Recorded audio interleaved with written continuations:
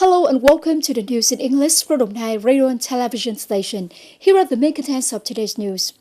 According to the Ministry of Agriculture and Rural Development, agriculture, forestry, and fishery export in March 2016 are estimated to reach nearly $2.54 billion, bringing the total value of exports in the first 3 months to reach $6.73 billion, an increase of 3.1% compared to the same period in 2015. In particular, export of primary agricultural products are estimated to reach $3.41 billion, an increase of 8.6%. Specifically, the volume of rice export in March 2016 is estimated to reach 629,000 tons with a value of $274 million, bringing the rice export volume in the first 3 months to reach 1.59 million tons with $692 million, an increase of 41.6% in volume and 40.8% in value compared to the same period in 2015. Coffee export has revived when compared to the same period a year ago. Export of this item in March 2016 is estimated to reach 182,000 tons with a value of $300 million, bringing the volume of coffee export in the first 3 months to reach 479,000 tons with $808 million, an increase of 30.2% in volume and 5.7% in value compared to the same period in 2015.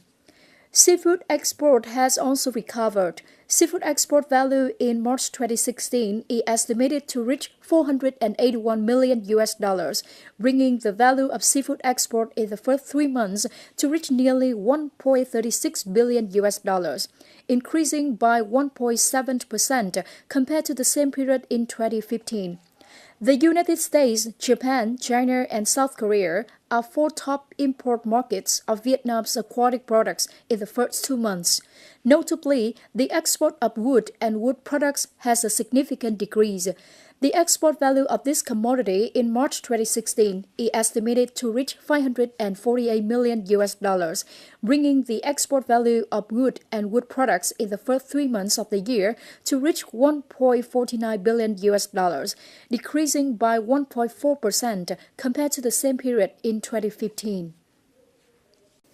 Delegation of the Ministry of Public Security led by Colonel General Phạm Dũng, Deputy Minister of Public Security Ministry, has recently worked with the police in Đồng Nai Province about the work to ensure security in the area. Vice Chairman of the Provincial People's Committee Võ Văn Chánh also welcomed and worked with the delegation.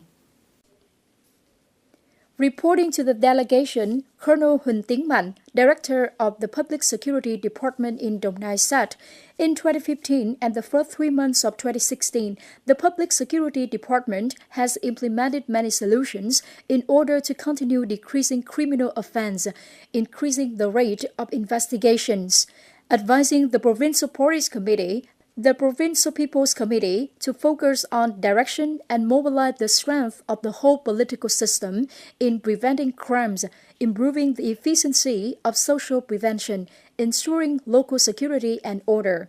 At the meeting, Deputy Minister Phạm Dũng requested the Public Security Department of Đồng Nai Province to continue following strictly the direction of the Central Public Security Police Committee and leadership of the Ministry of Public Security in the work of ensuring security and order. Continue advising the Provincial People's Committee to effectively deploy missions of preventing crimes and social evils, proactively prevent, attack, and suppress crimes in the area, especially criminals in neighboring localities where the Public Security Department of Ho Chi Minh City are sweeping crimes vigorously in order to prevent crimes in other places drifting to Đồng Nai. Turning to the international news, Russian President Vladimir Putin and Iranian President Hassan Rouhani recently had a phone talk discussing the situation in Syria, including the progress of the Syrian army in the city of Palmyra. During the call, President Putin and President Rouhani discussed the control regaining of the city of Palmyra from Islamic State organization IS by Syrian army under the cover of the Russian Air Force, and saw this a meaningful key event and an important victory in the fight against terrorism in Syria. The two sides also agreed the perspective of promoting the peace talks during the enforcement of the bilateral ceasefire in the war against terrorism. In a related developments, Russia said the country's air force will continue to support the Syrian government army to fight against terrorist groups after the victory in the Asian city of Palmyra. This is an important step to expand the raids against terrorists in other areas, most importantly in the two fronts, Raqqa and Deir ez-Zor. On the same day, the United States has welcomed the Syrian army's success in repelling the IS from the strategic city of Palmyra. While still shocked by the terrorist attacks in Brussels, Belgium, the public opinions again witnessed another when a shooting occurred in the visitor center of the sprawling Capitol complex. The suspect has been arrested right after that, while the White House and the U.S. Capitol were put on lockdown for about an hour.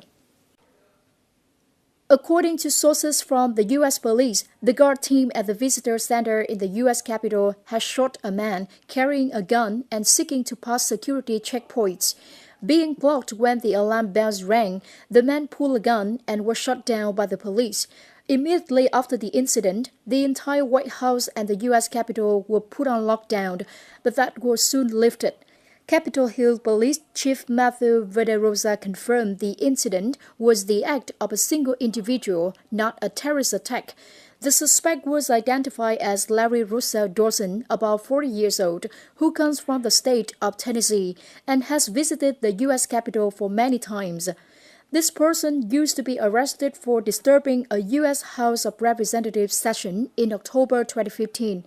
Currently, the suspect has been transferred to the hospital for surgery, and health status is still unclear.